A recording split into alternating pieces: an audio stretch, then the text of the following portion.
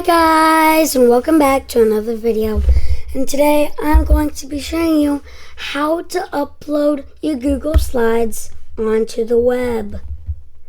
I know you can just do that with the link, but this one is going to be different. Anyone that searches it up or anything will be able to. So first thing you want to do, let me go to my other Google slide that I made. Right here. So the first thing you want to do is go up to File. File, which is up here in the corner. And then it will say Share. Hold it, click it, and then it will say Publish to Web. Click that. And then you want it, you can choose any of these stuff. I don't really care. And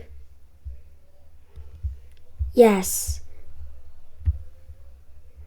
and all you gotta do now is click publish, and then it'll say, are you sure you want to publish this selection? Click OK, and then you have this. It says press Control on your keyboard and press C. Control C. And then that will copy it. And then for example, you go to a new tab and you go to Control V, enter. It will go to your Google Slides. You can go to anywhere you want.